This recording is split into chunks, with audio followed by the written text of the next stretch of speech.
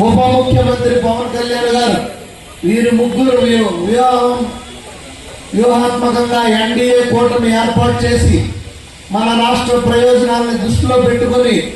ఒక కూటమిగా ఏర్పాటు చేసి ఎలక్షన్లో చరిత్ర సృష్టించి అత్యధిక మెజారిటీ గల 164 సీట్లతో ఈ కూటమి ప్రభుత్వం ఏర్పాటు చేసి 100 రోజులు పూర్తి చేసుకున్న సందర్భంగా మంచి ప్రభుత్వం అనే పేరుతో ప్రజావేదిక ద్వారా ప్రజల ముందుకు వచ్చి వివరించే కార్యక్రమంలో ఈరోజు ఇచ్చేసినటువంటి కమిషనర్ గారు నగర కలిపి 7,000 ఇవ్వడం జరిగింది. అలాగే వికలాంగులకి 3,000 6,000 ఇవ్వడం జరిగింది. దీర్ఘకాల వ్యాధిగ్రస్తులకి 5,000 10,000 ఇవ్వడం జరిగింది. ఇంకా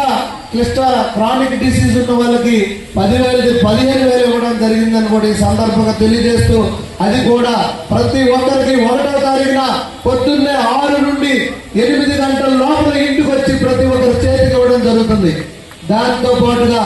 రాష్ట్రంలో ఉద్యోగస్తులకు జీతాలు ఎప్పుడు ఇస్తారో తెలియని పరిస్థితి, రిటైర్డ్ ఎంప్లాయీస్ కి పెన్షన్ ఎప్పుడు వస్తుందో రాని పరిస్థితి. వారితో పాటుగా ఈ ఇరువురికి కూడా 1వ తారీఖునే జీతాలు ఇవ్వడం కానీ, అలాగే రిటైర్డ్ ఉద్యోగులు పెన్షన్లు ఇవ్వడం కానీ మనం చేసిన ఇది ఘనకార్యం. ఈ 100 రోజుల్లో చేసిన ఘనకార్యం అని మేము గర్వంగా చెప్పుకోవడానికి మీ ముందుకు వచ్చామని తెలియజేస్తున్నాను. అదే కాకుండా గతంలో మెగా డిఎస్ఎస్ తీస్తానని చెప్పి దగా డిఎస్ చేసి ఉద్యోగస్తులు పొట్టగొట్టి అది పక్కన పెడితే,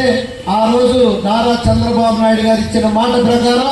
ఈ రోజు మెగా డిఎస్ తీసి 16,463 ఉద్యోగాలు తీసి మెగా డిఎస్ కి నోటిఫికేషన్ ఇవ్వడం జరిగింది. ఇక పేదవాడు పట్టు నింపాలి, ఈ పట్టణంకి జిల్లా నలుగుల నుండి వస్తారు, వారికి పట్టిన అన్నం తక్కువ డబ్బులతో 5 రూపాయలతో ఇస్తే ఆ పేదవాడి పొట్టను కొట్టి గతంలో అన్నా క్యాంటీన్ క్లోజ్ చేస్తే,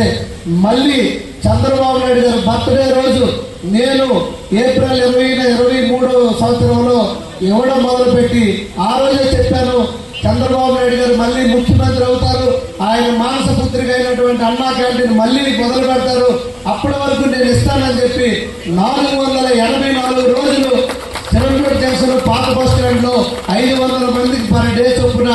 మేము అన్న కార్యక్రమం పెడితే అది చూసిన ముఖ్యమంత్రి గారు మొదట 100 క్యాంటీన్